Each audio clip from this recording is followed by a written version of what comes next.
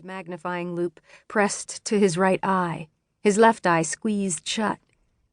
And all the while, the pendulums swung, and the clocks ticked their familiar pulse in this magical place. Dot took his seat on the wooden swivel chair and gave me an appraising look. "Itching to tell me something, Doctor?" Nodding, I said, "Susie Zook stopped by earlier while I was shaking out rugs."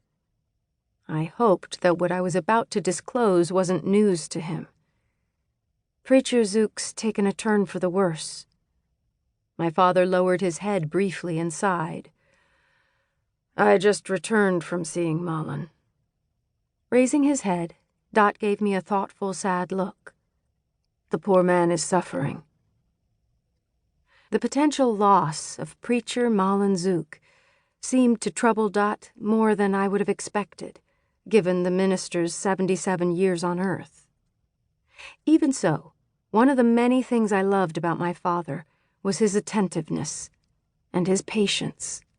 For instance, when I was very little, he would sweep me into his lap and listen while I made up a story for him, not yet able to read the picture book in his hand, the one he was waiting to read to me. "Tell me more," he would say, again and again, smiling encouragingly and raising his eyebrows at my tales. Oh, I could have sat there forever while Dot listened patiently. But I wasn't the only one who clamored for his attention. Dot was also highly sought after among the people. There were many who came for his assistance. Generous beyond belief, he was always so eager to help anyone in need. Why, according to my beau, Titus Kaufman, even some of the ministers looked up to Dot.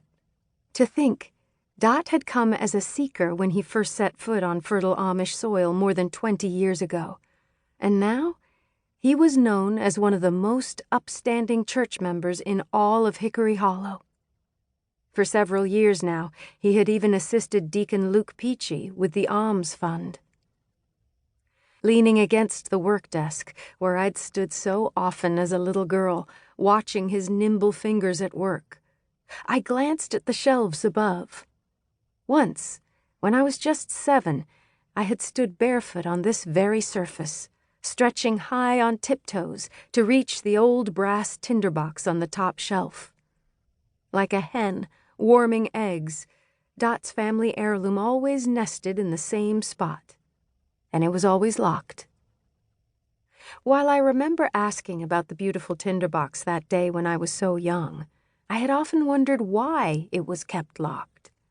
If fire-starting material was needed, shouldn't it be at the ready? My father had once warned me never to snoop, and Mama had cautioned my childish curiosity. "Ain't your business, Sylvie. Besides," and here she'd look me straight in the eye, "how do you know it's locked?" I kept mum about my efforts to pry it open. I'd even shaken the scuffed brass treasure that had so tempted me. Nay, I just scrunched up my little face at Mama like I couldn't remember, hoping she wouldn't ask me more. And in spite of my silence, Mama leaned down and kissed my forehead. "You've never been a dupe miser, Sylvia," she said. "Now's not the time to start." 11 years had come and gone since that embarrassing day, and I had been mindful to heed Dot's warning. Presently, Dot reached for a mantel clock and studied the back of its case. "Is there something more on your mind, Sylvie?" he asked, as he reached for a specific tool. "Dirk Jameson's dropping by soon, so I should probably make sure his clock's keeping perfect time." Dot glanced at me. I quickly told him that Titus Kaufman and I had been courting for nearly a year now.